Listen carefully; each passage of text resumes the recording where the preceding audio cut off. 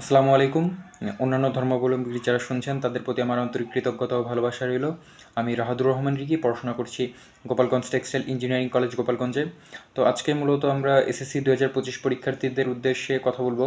তো তাদের ইংরেজি প্রথম পত্রের বিষয়টি নিয়ে আজকে কথা বলবো। তা কীভাবে তারা লিখলে আর কি বোর্ড পরীক্ষার খাতাতে বেশি বেশি নম্বর পাবে সেই ব্যাপারটা নিয়ে আর কি কথাবার্তা বলার চেষ্টা করব। তো প্রথমেই তাদের ইংরেজি প্রথম পত্রের যে ব্যাপারটা, তো প্রথমে একটা কথা বলে রাখি, তোমার ইংরেজি প্রথম পরীক্ষার খাতা একবার বাংলা প্রথম পরীক্ষাতে যেরকম বলেছিলাম, পুরো খাতাটা ফ্রেশ থাকবে। একবারে একটা কাটাকাটি করা যাবে না। পুরো খাতা, তোমার খাতা যত ফ্রেশ থাকবে তোমার নাম্বার তত বেশি থাকবে। বুঝেছো একটা কথা? তো প্রথমত তাদের আর কি 1 নম্বর প্রশ্নে থাকে এমসিকিউ। তো 7টা প্রশ্ন থাকে, তোমরা চেষ্টা করবা যারা আর কি ভালো রেজাল্ট করবা, মানে করতে চাও আর কি, বিশেষ করে যারা A+ পেতে চাও, 80% অ্যাবভ মার্ক পেতে চাও, তাদের ক্ষেত্রে এই এমসিকিউটা খুবই গুরুত্বপূর্ণ। কারণ এটা হলো তোমার ঝাক্কাস মার্ক, একটা পারলে পারে সঠিক একটা, এখানে নাম্বার কাটার কোনো সুযোগ থাকে না। কিন্তু অনেক সময় তোমার রাইটিং পার্টে নাম্বার কাটার অনেক সুযোগ থাকে, সেক্ষেত্রে তোমার এমসিকিউগুলোতে সাথে 7 পাওয়াটা খুবই জরুরি। বিশেষ করে তোমার 5-এর নিচে যেন নাম্বার না যায়, 5 থেকে 7-এর ভিতরে যেন নাম্বার পেতেই হবে, বিশেষ করে ভালো রেজাল্ট করতে গেলে 7 পেলে তো অবশ্যই ভালো।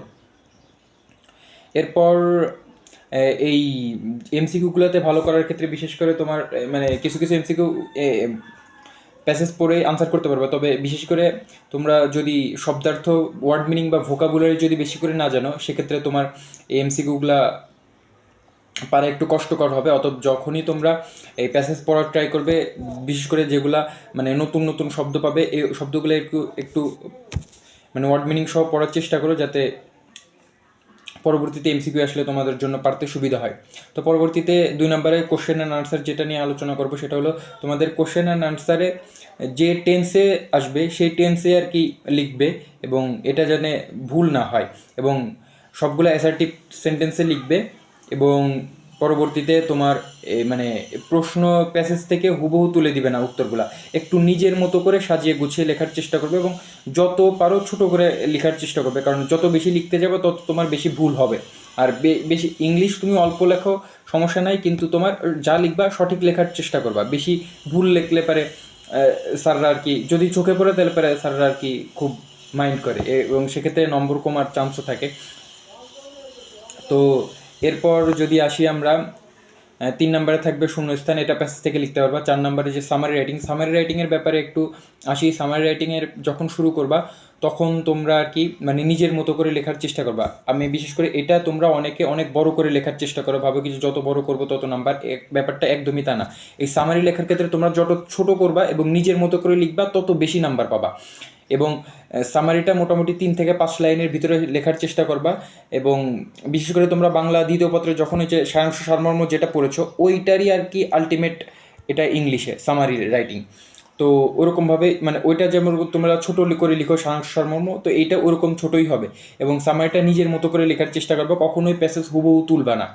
তো এবং এক্ষেত্রে তোমরা ইউনিক মানে বিভিন্ন মানে প্রথম লাইনটা একটু মানে ইউনিকভাবে শুরু করতে পারো, যেমন লিখতে পারো the passage is about, the text reflects on, বা in this passage the writer tells about একটা টপিক যেটা লেখলো, এরকম কিছু লাইন দিয়ে তোমরা শুরু করতে পারো। এরপরে 6 এবং 7 নম্বর, 6 নম্বর 5 এবং 6 নম্বর, 5 নম্বর প্রশ্নে তোমাদের এই যে কলাম ম্যাচিং এটা, আর 6 নম্বর প্রশ্নে তোমাদের কী থাকে রিঅ্যারেঞ্জিং। তো এই দুইটা প্রশ্ন তোমরা যত বেশি প্র্যাকটিস করবে তত বেশি তোমাদের মানে আয়ত্ত বাড়বে। তো যত বেশি প্র্যাকটিস করো ইনশাল্লাহ, এবং বুঝে বুঝে প্র্যাকটিস করার চেষ্টা করো, ইনশাল্লাহ তোমরা এগুলো পারবে।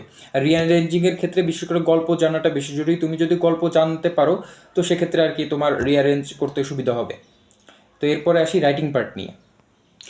দুঃখিত, মাঝখানে একটি টপিক আর কি মিস করে গেছিলাম, সেটা হলো 3 নম্বরে আরেকটা কোশ্চেন আসে, সেটা হচ্ছে তোমাদের মানে আরেকটা প্যাসেজ থেকে শূন্যস্থান আসে, মানে 3 ও 4 মানে 2টা প্যাসেজ থাকে। 3 নম্বরে যে প্যাসেজটা থাকে সেটা থেকে আলাদা শূন্যস্থান আসে, এবং 4 নম্বর একটা জীবনী থাকে, তো ওই জীবনী থেকে আলাদা শূন্যস্থান আছে।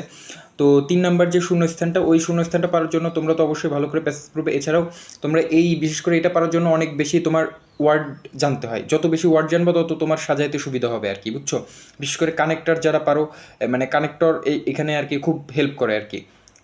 তো যত বেশি তোমরা বেশি বেশি পরিমাণে প্র্যাকটিস করো, এবং মানে যত বেশি তোমরা ওয়ার্ড আয়ত্ত করতে পারবে তত বেশি তোমাদের আর কি পারতে সুবিধা হবে। আসলে ইংলিশ একটা মানে সাবজেক্ট না, এটা একটা ভাষা। তুমি একটা ভাষার তো আসলে অনেকগুলো রূপ থাকে। তো সেক্ষেত্রে আসলে অনেক বেশি ওয়ার্ড মিনিং জানতে হয়, অনেক বেশি ভোকাবুলারি জানতে হয়। তো তোমরা যে যত বেশি ভোকাবুলারি জানবে, ওয়ার্ড জানবে, ইংলিশ তোমাদের জন্য তত বেশি সহজ হবে। তো রাইটিং পার্টের ব্যাপারে যে কথাটা বলতে চাই, প্রথমে আর কি প্যারাগ্রাফ শুরু হবে। তো রাইটিং পার্ট লেখার সময় সবসময় তোমরা খাতার বাম পৃষ্ঠা থেকে শুরু করবে এবং ডান পৃষ্ঠায় শেষ করবে। বিশেষ করে তোমরা এই বাম থেকে ডান এই 2 পৃষ্ঠার মাঝামাঝি যদি লিখতে পারো, তোমার এর বেশি লেখার দরকার নাই। কিন্তু এই 2 পৃষ্ঠার ভিতরে লেখার চেষ্টা করো, যা লেখো অল্প লেখো, সমস্যা নাই, কিন্তু সঠিক লেখার চেষ্টা করো। টেন্সের কোনো ভুল করিও না। তো টেন্সের যদি ভুল না করার মোটামুটি যদি লিখতে পারো, তো ইনশাল্লাহ ভালো নাম্বার পাবে। এবং বাম পৃষ্ঠা থেকে লেখার শুরু করবে এবং শুরুতেই তোমরা যে প্যারাগ্রাফের যে নামটা দিবা, ধরো সাপোজ ফিজিক্যাল এক্সারসাইজ আসছে, তাহলে ফিজিক্যাল এক্সারসাইজ লিখবা। এবং প্যারাগ্রাফ সবসময় এক প্যারাই হবে। প্যারাগ্রাফে কিন্তু মাঝখানে যে 3-4টা প্যারা তা না। প্যারাগ্রাফ শব্দে প্যারা আছে, কিন্তু প্যারাগ্রাফ লেখার সময় কোনো প্যারা দেওয়া যাবে না। প্যারাগ্রাফ সম্পূর্ণটাই এক প্যারা হবে এবং বাম পৃষ্ঠা থেকে লেখা শুরু করবে এবং ডান পৃষ্ঠায় এসে লেখা শেষ হবে। তো এরপরে আসি কমপ্লিটিং স্টোরি। তো কমপ্লিটিং স্টোরি লেখার সময় প্রথমে একটা টাইটেল দিবা। তো টাইটেল দেওয়ার পরে টাইটেল লিখলা। টাইটেল লেখার পরে এরপরে তোমরা কমপ্লিটিং স্টোরি লেখা শুরু করলা এবং এটাও বাম পৃষ্ঠা থেকে শুরু করবা, ডান পৃষ্ঠায় শেষ হবে। এবং এই কমপ্লিটিং স্টোরি তোমরা প্যারা করে লিখবা এবং এটা 3-4টা প্যারা করতে পারো, মানে তোমাদের সুবিধা অনুযায়ী 3-4টা প্যারা করবা। এবং প্যারা করলে কী হবে, তোমাদের মানে পৃষ্ঠা ফুরাইতে একটু হবে। এটা একটা ফাঁকিবাজি মেথড। তো সবসময় ফাঁকিবাজি মেথড আসলে আমরা ইউজ করি, এটা সমস্যা না। তো প্যারা করে লিখবা এবং সুন্দর করে লিখবা।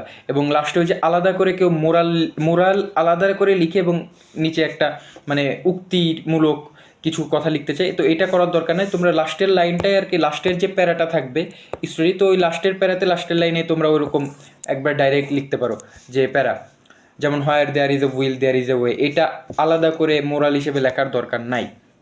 এটা ওই লাস্টের যে প্যারা লিখবো, ওই লাস্টের প্যারাতে লাস্টের সেন্টেন্সে মানে একটা সারমর্ম কথা লিখলেই হবে। তো স্টোরির ব্যাপারটা গেল। তো এরপর আসি গ্রাফ অ্যান্ড চার্টে। গ্রাফ অ্যান্ড চার্টও অনেকটা সামারির মতো, তোমরা নিজের মতো করে লেখার চেষ্টা করবা। এটা আসলে মানে বেশি বড় করারও দরকার নাই, কারণ অত বেশি বড় লিখতেও পারবে না। আর মোটামুটি নিজের মতো করে সুন্দর করে গুছিয়ে লেখার চেষ্টা করবা। বিশেষ করে টেন্স, আমি কিন্তু সবসময় একটা কথা বলতেছি, টেন্সের ভুল যাতে না হয়। টেন্সের ভুল করা যাবে না, বোঝা গেছে?